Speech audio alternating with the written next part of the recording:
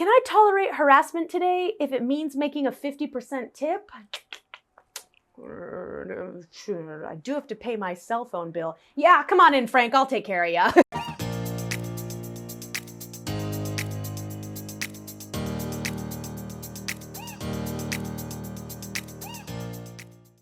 Hi everyone, welcome back to my channel, or welcome to it if this is the first time you are seeing my face. Thank you for clicking on it. My name is Jacy and I like to do story times, chit chats, and rants on this channel. And today I will be doing an episode of Storytime Snippets, which is what I call as many little story times all within the same topic compiled into one video. So today we are doing more of my serving storytime snippets. Now these are pretty tame and mundane, nothing super crazy, but just kind of laughing about some of the worst regular customers that I ever have. Now, when you have regulars in the restaurant industry, sometimes they can be the homies. They're just so easy to serve because it's like you don't have to do your script. You can just be chill with them, you get to learn more about them, and it's kind of like seeing a friend coming to visit you every week. And you know, you don't have to actually serve them. It's more of just like oh, here's your food. So how's life been? And that's always nice. But every now and then you get awful, creepy, entitled, or annoying customers that continue to come in and test your sanity. And that's what today's video is going to be about. So if you like videos like this or just hanging out with me, make sure to like this video. It really helps me out. And if you want to join for any more silly little story times, whether on the tame side or the more outrageous, because they range on this channel, make sure to subscribe to my channel. I would greatly appreciate it. So that way you're notified of every time a new story time comes up, and you can give your 2 cents in the comments and relate to the topic with any of your own experiences. But with that being said, let's get started on the storytime snippets of some of the worst restaurant regulars that I've had. So snippet number 1 of some of the worst regulars that I ever had was while I was working at a little cafe that mainly served breakfast and I was on the morning shift. So I wasn't the very first one to come in, I was always the second one, but the very first server that came in always had to serve this one group. And I am so grateful that I was not their regular server, and I'll tell you why. So I guess every Tuesday morning, this church group got out of church, I suppose, and they somehow made a deal with our restaurant manager to always come in and kind of get this private room. Now, usually you need to reserve a private room or you need to like pay for it, but because it was that early in the morning, it's not like the restaurant was filled and they were taking up space. So it was more of just like an inconvenience for the server to have to always go into this other room to specifically serve them while all the other main tables were out on the main floor. So our manager said, yeah, we'll give you a private room every Tuesday as long as you can guarantee you'll be here every Tuesday with at least 15 to 20 of the church members like they had promised. And they were like, absolutely, we will absolutely do that because we want to have our post-church meeting, which was kind of the purpose of all gathering together. It was some type of meeting.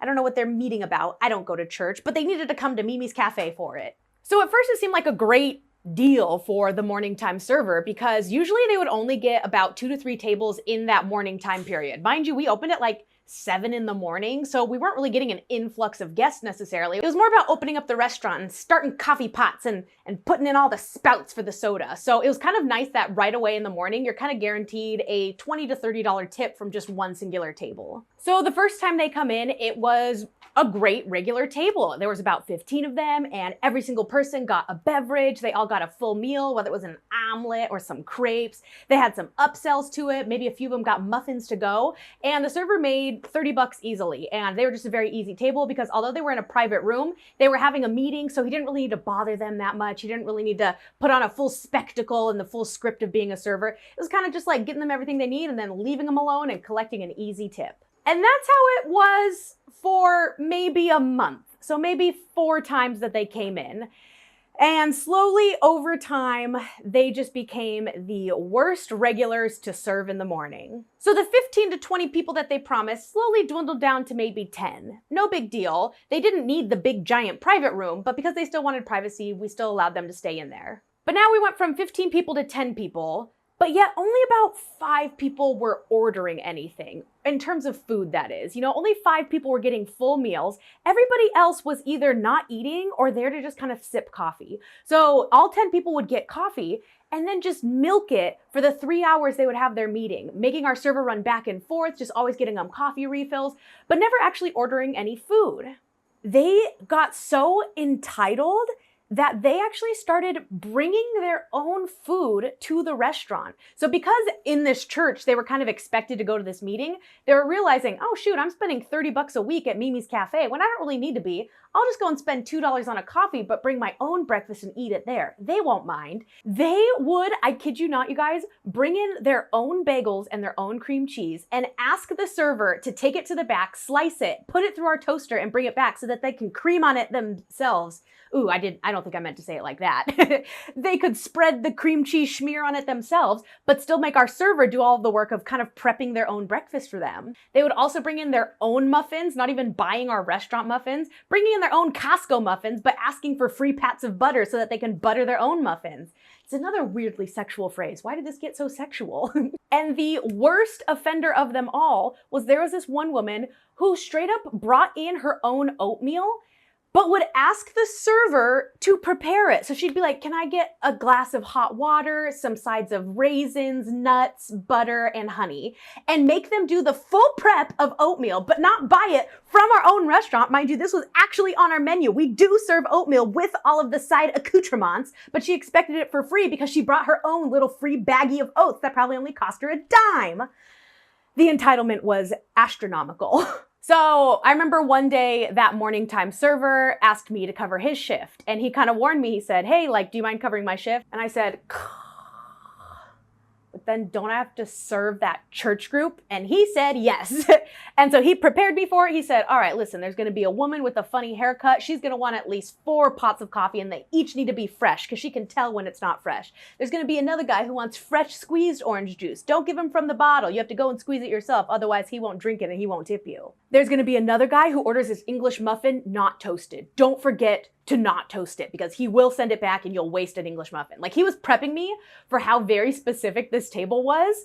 And so I felt like ready. I was like, all right, I'm down to take like a table at 10 in the morning. Let's do this. So when it was my turn to serve them, I could not believe how much they made me work to serve them for how little they were actually purchasing. Again, 10 people, only 5 people were ordering food, but the rest of them were making me run around, getting them little sides for their own little breakfast, constantly refilling their coffees, making fresh squeezed orange juice, and checking up on them constantly. Because if you guys saw my last server story time, where it was as if they just needed every single thing when I came back to the table, rather than collectively being like, okay, raise your hand if you need something. It was as if every time I went back to the table for a coffee refill, can I have an extra fork? Can I have more napkins? Can I have extra butter pats for the free muffin that I brought for myself? No, you cannot, Cheryl. You are wasting my time, and I know I'm not gonna get tipped on it.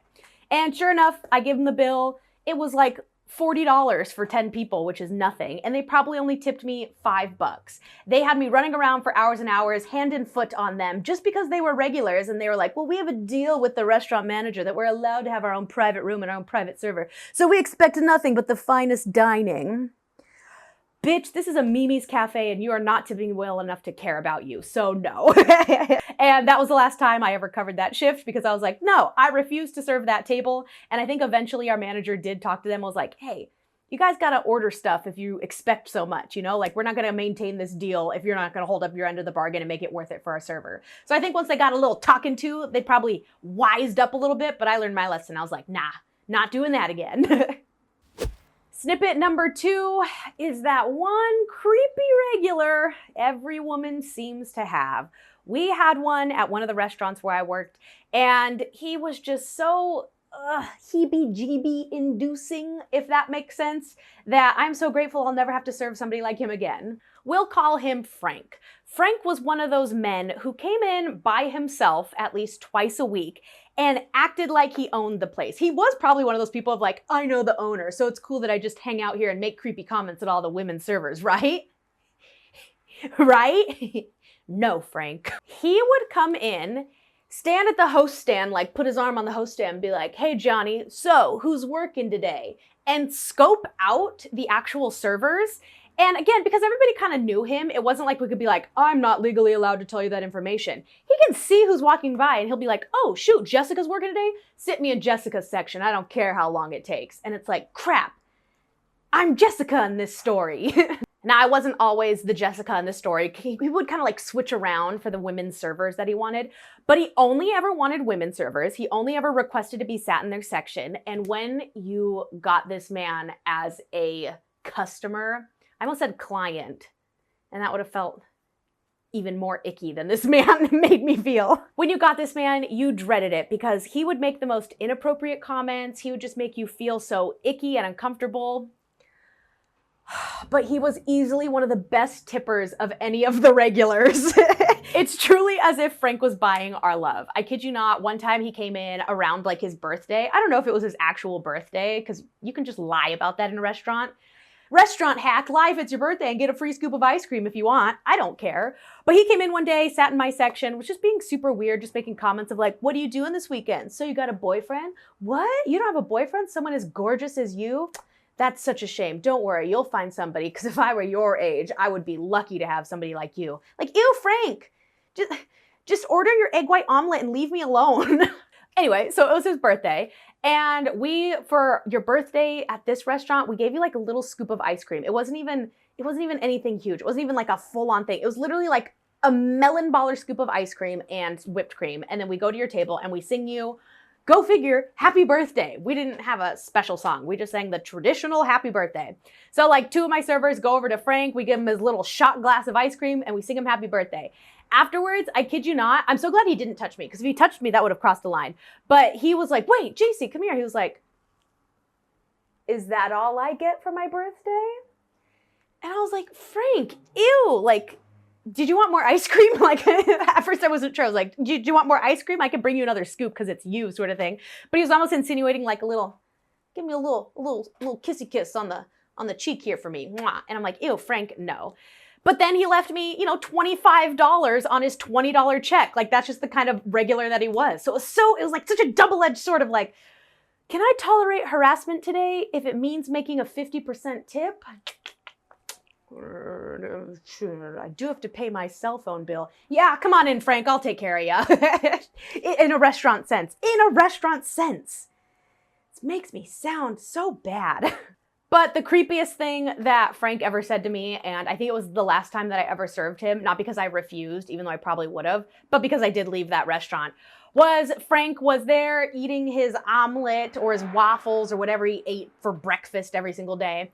And it was a morning, like I said, I was working on a morning shift, and I just wasn't wearing much makeup. I had my hair all back. I was probably like hungover because I was in my early 20s, and I was just a hot mess, So as Frank was leaving and he's giving me my 50% tip, he said this comment, and it stuck with me forever because it still gives me bone nausea. Frank said to me, hey, you should wear more makeup because I like the women who serve me to wear makeup. And I was so caught off guard because the way he said the women who serve me, it's not technically wrong because we are women who are serving him, but the way he said it made it sound like we work for him and that part of our uniform is looking sexy for him, and it just made me so uncomfortable the way he was insinuating it. And I just remember thinking, all right, Frank, I don't need your money anymore. You can get your pancakes from somebody else because I will not be serving them to you anymore. The women who serve me. Can you believe that?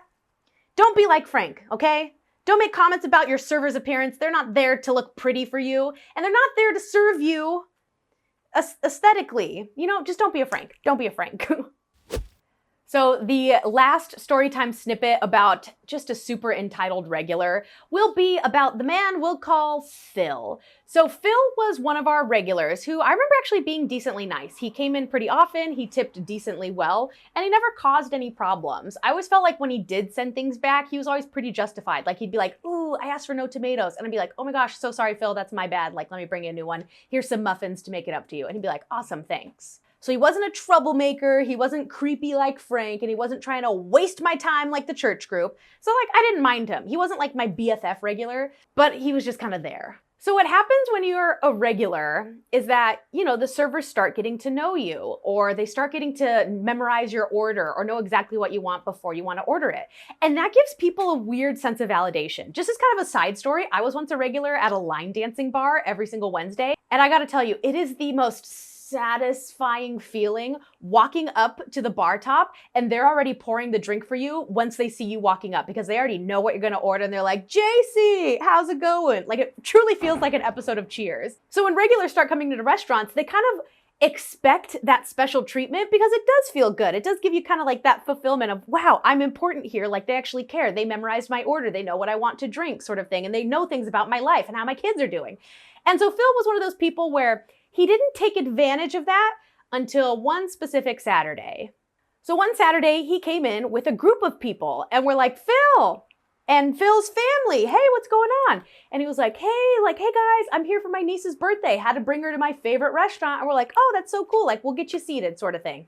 And so you could tell his attitude was a little bit different. Like he was kind of being a little show off of being like, you know, talking to every server that passes by being like, hey, Mikey, how was your soccer game this weekend? Pretty good? Oh, nice. Whoa, new mimosa flavor? Haven't tried that one yet. I'll have to check that one out, Molly. You have a great day. Like just kind of showing off for his family, which I don't blame him. I would probably do the same thing, just to kind of feel cool. So I was serving his table that day. And so I was giving him those little breadcrumbs of fame, you know, feeding his ego a little bit. And I'll be like, Phil, how the hell are you, buddy? Oh my gosh, is this the Maggie, your niece Maggie? Oh my gosh, Phil talks about you all the time. He is so proud of all of your school accomplishments, yada, yada, yada. You know, showing that I knew things about his life, but also, again, just feeding his ego. So he explains that they're there for her 21st birthday. And I was like, oh my gosh, you guys ready for mimosas?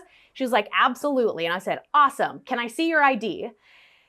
And the table kind of goes quiet. And she was like, I didn't bring it.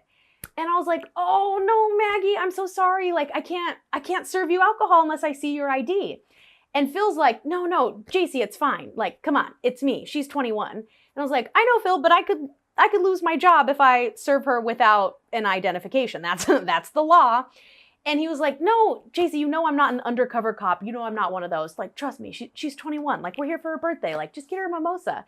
And I was like, I'm really sorry, Phil. Like, I'm not comfortable with that. Like, I'm really sorry. But come back another time and I will hook you up. Mimosas on me. Just make sure you bring your ID. You know, trying to still placate the situation, but be like, I'm not breaking the law for you. So that's when Phil says, okay, like, no worries. We don't need to get her one. May I please order the flight of mimosas, which came with like 3 different juice flavors and 1 little mini bottle of champagne. Right away, my suspicion alarm bells go off because I was like, Phil never orders mimosas. Phil likes either coffee or Bloody Mary, and he told me he doesn't like the acidity of mimosas as his morning cocktail. So I knew something was fishy. But I said, all right, Phil, let me see your ID. So Phil shows me his ID, which is, again, another way to placate the situation. He's like a 40-year-old man, but I had to show my pride and integrity and see his ID. So I go and I make the mimosa flight and I bring it back and I set it down in front of Phil and he goes, thank you. But I was in a sassy mood that day. I think I was like, he's trying to gyp me. He's trying to swindle and bamboozle me and I won't let it happen. So I gave him his flight and I went behind the bar and I just kind of like watched from around the corner as Phil slides the mimosa flight in front of his niece and she takes a sip. And I went, ha-ha!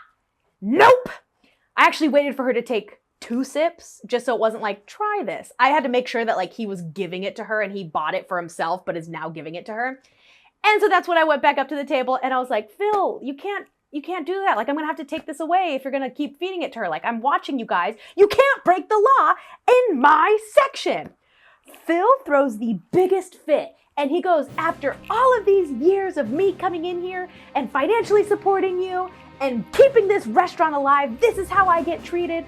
I am a regular here. I expected better customer service than this. This is ridiculous. I wasn't feeding her any of these mimosas. They're for me. She was just trying the juice. How dare you accuse me of breaking the law? This is ridiculous. I am never coming here again.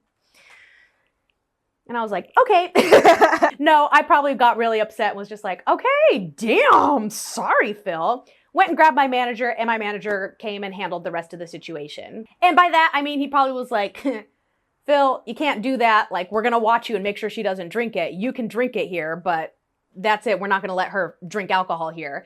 And so they were just huffy the whole rest of the meal because they didn't even order their food yet and I was still serving them.